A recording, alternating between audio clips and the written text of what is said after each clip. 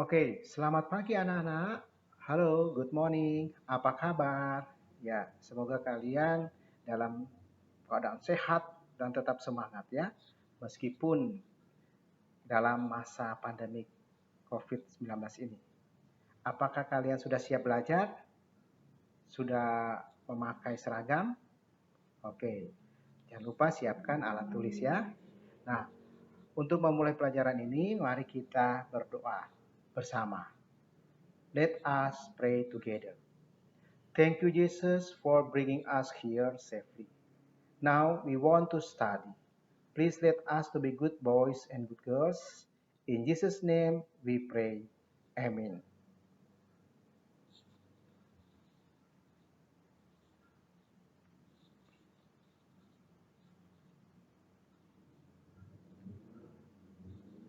Ya, anak-anak, pada kesempatan ini kita akan belajar tentang tema pertama, yaitu organ gerak hewan dan manusia.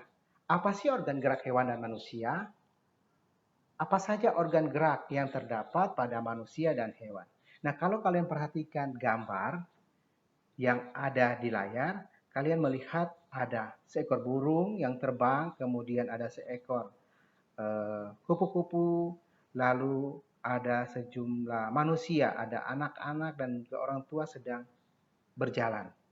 Nah, mereka terlihat bergerak. Mengapa mereka bergerak? Karena ada organ gerak yang terdapat di dalam tubuh mereka. Oke, kita lanjut. Pada tema pertama ini, yang kita akan pelajari adalah organ gerak hewan. Jadi khusus organ gerak hewan. Nah, oke. Jadi kita akan belajar yang mana sih organ gerak hewan yang dapat menyebabkan hewan itu bergerak. Pertama, kita akan belajar tentang pelajaran bahasa Indonesia dan IPA. Jadi kita fokuskan pada pelajaran bahasa Indonesia dan IPA. Nah, apa tujuan belajar organ gerak hewan dan manusia? Nah, ada beberapa tujuan yang ingin kita capai pada pembelajaran ini, yaitu kita diharapkan mampu membaca tentang organ hewan dan manusia, kemudian mampu menemukan arti kosakata baru dari teks yang dibaca. Jadi nanti kita akan membaca teks, lalu kalian akan mencari kosakata yang baru yang ada di dalam teks. Lalu mampu menyebutkan anggota tubuh manusia. Dan mampu mengamati rangka gerak kelinci, burung, katak, dan kadal. Jadi nanti akan diperlihatkan ya hewan namanya kelinci, burung, katak, dan kadal. Ya. Kemudian mampu menemukan perbedaan organ gerak kelinci, burung, katak, ikan, dan kadal. Dan selanjutnya, nanti kalian akan mampu membuat kalimat menggunakan kosakata baru. Jadi kosakata yang ditemukan dalam bacaan nanti, ya, nanti kalian akan membuat kalimat itu berdasarkan kosakata tersebut. Jadi dibuat kalimat yang baru. Pasti bisa lah. Kemudian mampu menunjukkan anggota tubuh manusia. Apa saja anggota tubuh manusia? Apa saja anggota badan misalnya, ya, anggota badan, anggota kepala, anggota tangan, dan anggota kaki, itu ya. Perhatikan tampilan layar. Nah, kita lihat ada beberapa burung yang sedang terbang. Mereka mengepakkan sayap, kemudian kakinya bergerak, juga lalu ada kupu-kupu juga mengepakkan sayapnya, lalu ada seekor kelinci yang sedang berlari dengan cara melompat, kemudian ada seekor kadal yang sedang bergerak ya, ini sedang merayap, lalu kuda sedang berlari, kemudian ada kodok sedang melompat ya, melompatnya mirip dengan kelinci. Kemudian ada juga ikan-ikan yang sedang berenang. Nah, mereka bergerak dengan menggunakan anggota gerak yang terdapat di dalam tubuh mereka.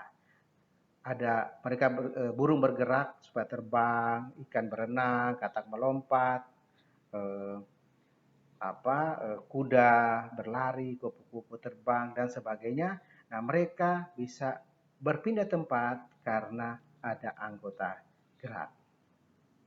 Oke, Mister kasih kesempatan untuk kalian baca secara lantang agar kalian memahami bacaan tersebut.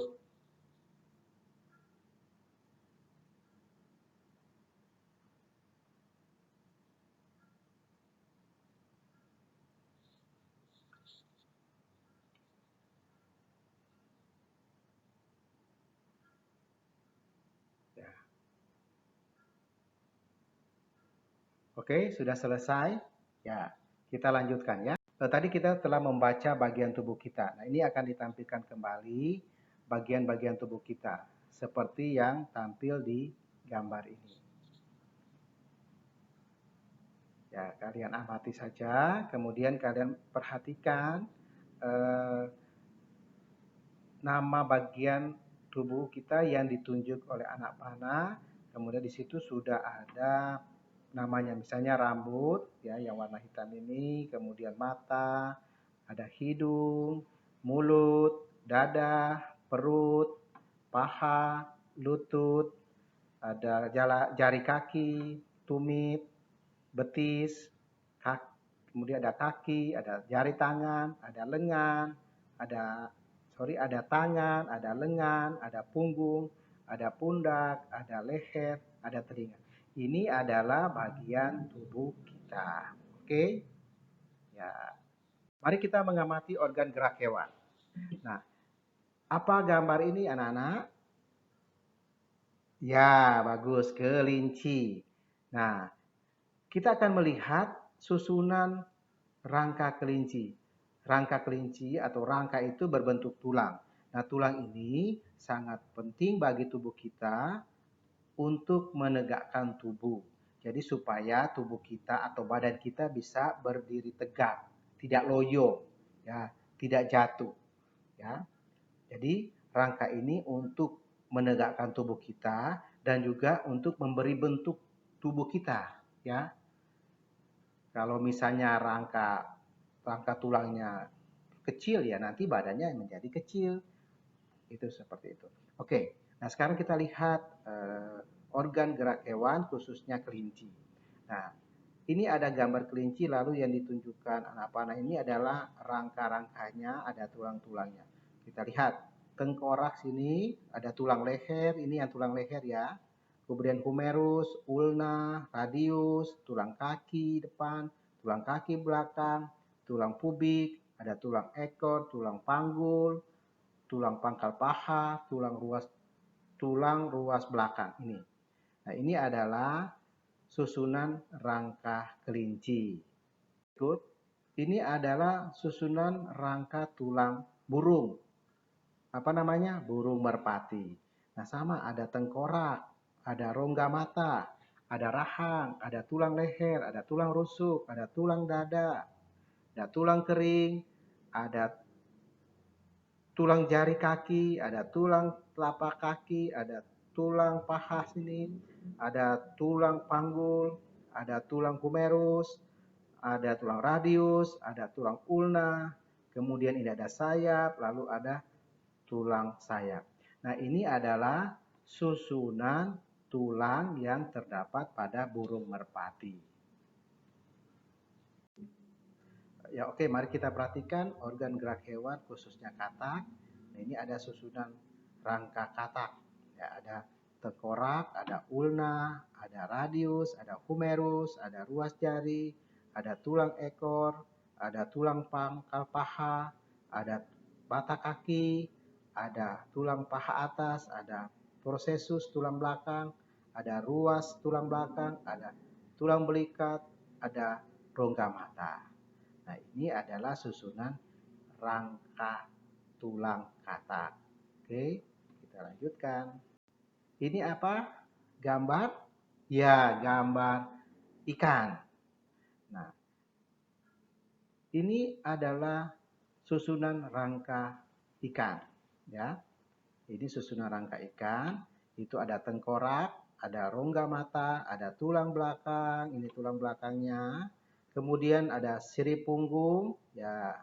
Yang bagian atasnya ada sirip ya, namanya sirip punggung. Kemudian ada sirip ekor. Nah, berarti yang ekor itu ada siripnya, namanya sirip ekor. Kemudian ada sirip belakang.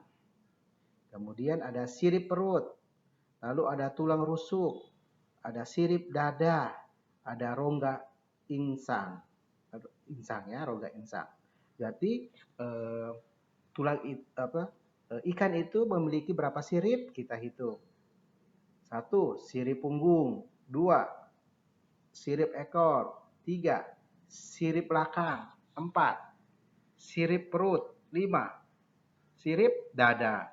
Jadi ikan itu memiliki 5 sirip. Oke? Paham?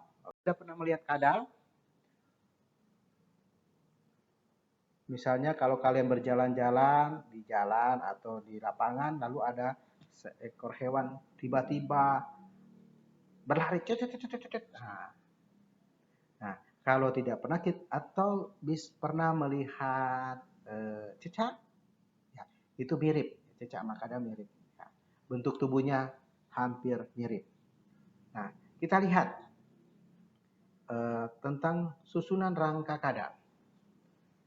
Kita lihat sini yang pertama adalah tengkorak, kemudian radius, lalu ada ulna, ada tulang jari, lalu ada tulang rusuk, yang ini ya yang banyak ini namanya tulang rusuk. Lalu ada tulang betis, lalu ada tulang telapak kaki, ada tulang ruas jari, ada tulang paha, ada tulang panggul, ada tulang belakang. Ini yang panjang ini namanya tulang panggul ya. Kemudian ada tulang belikat, lalu ada humerus. Nah, ini adalah susunan tulang yang terdapat pada hewan kadal. Oke, anak. Tadi kita sudah belajar tentang organ gerak hewan dan manusia. Kita sudah melihat bagaimana cara burung bergerak, bagaimana cara kupu-kupu bergerak, bagaimana cara kuda bergerak, bagaimana cara ikan bergerak, bagaimana cara kadal bergerak. Nah, mereka bergerak karena memiliki organ gerak yang tentunya setiap makhluk hidup itu atau setiap hewan itu organ geraknya pasti unik dan memiliki fungsi yang berbeda satu sama lain. Nah, fungsi dari organ gerak itu apa sih? Nah, kita lihat ya, fungsinya adalah yang pertama menggenggam.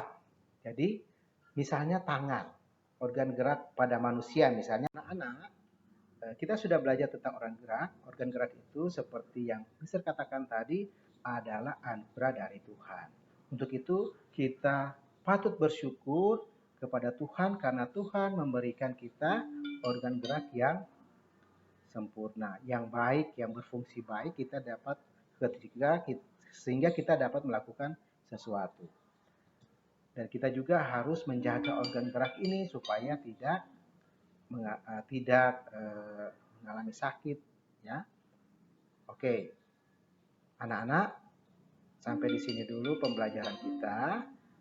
Mari kita tetap menjaga jarak, menjaga kesehatan agar kita tetap sehat dan bisa belajar dengan lebih baik lagi. Terima kasih. Sampai ketemu di lain waktu.